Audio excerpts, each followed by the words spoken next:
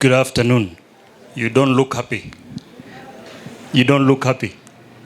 Sometimes business is not happy, right? Right?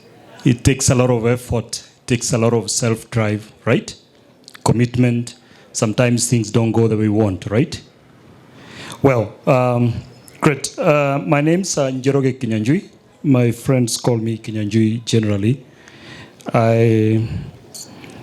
I'm an IT expert and consultant by profession, and I also do business in the IT space. So mine is just to first and foremost to appreciate the work that is being done by DLBA to bring businesses, together for purposes of exhibition. That's the way I would want to put it. If governments, for example, you've seen the national government bring the agricultural show every year, again, bringing businesses, ideas, concepts, and innovations under one roof. So it tells you the place of exhibitions, or exhibitions continue to be an important part of, growing business, provides a good forum for us to be able to showcase what products we are producing out there.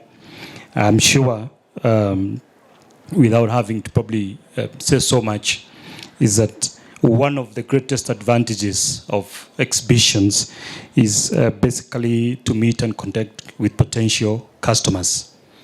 The other one is increase your brand awareness or recognition in the market. I'm sure you know that somewhere there's somebody who's looking for a product or a solution that you have, and you are here or elsewhere looking for a customer, right? So this serves as a good forum to bring you who has the product or the service, and the person who is a potential client, and again also grow your name, your brand presence in the market. Others include, of course, during exhibitions, you tend to gain a lot of knowledge around the market that you operate in. I'm sure along the way you probably meet your competitors here, right? Competition is healthy. Competition is healthy. I think it's a recipe for a balance. I think it's also a good forum for you to be able to have or be able to close deals. I'm sure those of us that are selling properties, for example, you don't want to see us passing. You want to tell us to come and buy something, right? I've just been offered by one to go to site now, right? So it's a good opportunity. It's a good forum and a platform for us to be able to close deals as business people. Generally, also, this is a good budget-friendly or a cost-effective way to also, do marketing, right? I think in business, and as times go by, the way we market is changing drastically. Social media, for example, has taken over. I think despite that, you cannot write off the place or the position of a billboard in marketing. You also cannot write off traditional, media. But we all know, those of us have been in business, there's no bigger marketing strategy or source of market clients than word of mouth, right? So if you have a good reputation, if you have a good name, if you're out there, so obviously word of mouth becomes what we know it to be, a good source of marketing deals and marketing opportunities. I think this will be a good forum for you to launch a new product. If you if you had a program or a product you wanted to launch, this again would be a good and ideal forum for you to be able to do that. So exhibitions generally provide a lot of benefits, a lot of opportunities for those of us that are in business. And the fact that it's many businesses together, then you can see already the image or the perception that is already going around Ngong Town is that there's something happening here. So obviously it is attracting people. I know it's the first day, and I've seen numbers growing as the afternoon goes. So I think I would not want to close without appreciating business people. Business people play a big role a big role in the economy of a country. Business people are first line when it comes to fighting poverty and creation of wealth. Business people provide or solve problems. Business people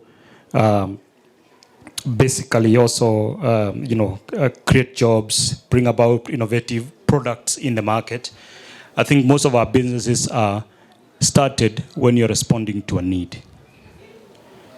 So I know somebody may argue that the core purpose of business is to make money.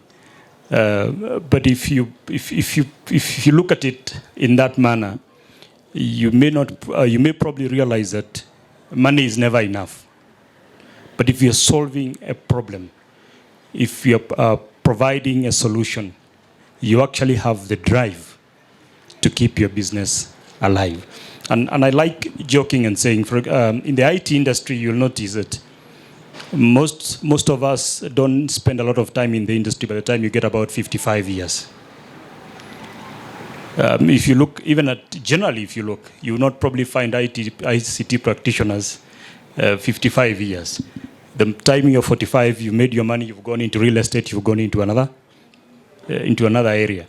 But if you have a product or a solution you're pushing in the market, that keeps you going. I know money is important. I'm not disputing, right? Money is important, right? And there are different ways of wanting to look at it. So lastly, I want to close by saying that as we get into business, there's what referred to as the businesses of the future. And business of the future, or the businesses of today, because the future is here, are businesses that embrace the use of technology. If you look, or if you observe from our theme, digital transformation for small, medium enterprises, you notice the role and part of technology in the way we do business. From mobile money transactions, online transactions, we are now adopting use of social media to put out our products out there. Sometimes we don't even meet with our clients, right? We are pushing products without necessarily having to have a physical meeting with our clients. So obviously, business of the future, and the future is here, are continually going to embrace and adopt technology. The use of technology will also come with its own challenges. And one of the greatest challenges around doing business, the use of technology, is what referred to as cybersecurity. I'm sure we probably have had somebody we know, or somebody who knows somebody we know, who has been a victim of probably SIM swap, who has been a victim of paying to a wrong pay bill, right? Who has been a victim of transferring money to a wrong account, right? So cybersecurity is here with us. And I've seen my colleague come in. I don't know if he'll be speaking today about cybersecurity, but the greatest concern therefore being that when businesses are threatened by cybersecurity, this could be internally, could also be external threats. External threats come in form of fraud. External threats come in form of persons or individuals who want to defraud us. Others could be also internal, what we refer to as malevolence. You have somebody internally colluding with a fraudster to basically rip your business. I think probably Jeff will now brand me a politician because I'm just keep on saying before I close. But before I close, I just want to share with you a quick scenario that happened at an institution some years back. When you start using technology, one of the most common tools is accounting information systems, like your point of sale, where when a customer walks in, you punch in what they are ordering, then you generate a receipt. So somebody figured out that the basic principles of accounting, and I know all of us know that if you have money in your pocket, it could be petty cash. When you buy something, then you credit one account, you debit the other, right? So money on this side moves to this other side, right? So there's no way you can always have a scenario where there's money that is not known where it went or it came from. So somebody figured out that this system was using a very basic principle of that it had a sales account. So a sales account by design is an income account, right? So what they simply did, they created another account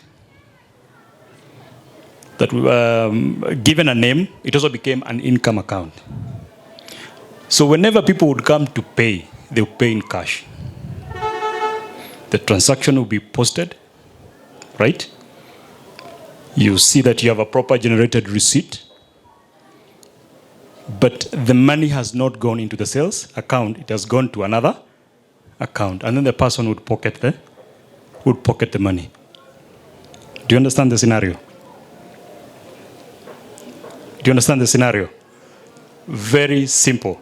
So it took a whole year when auditors were called in, because most of our businesses were paying through pay bill. We don't keep on checking your balances, right? It's not an everyday thing in most cases, and you don't do book reconciliation every other day. Maybe every 30 days, right? You reconcile. So this one took a year. Is when somebody generated the books of accounts, realized, oh, by the way, we have 2 income accounts here. So where is the money in this other one going to? Right? So with that, I want to, if you have not been welcomed, I know Jeff has welcomed you. I want to welcome you to Ngong DLBA version or edition 2023. And let's keep this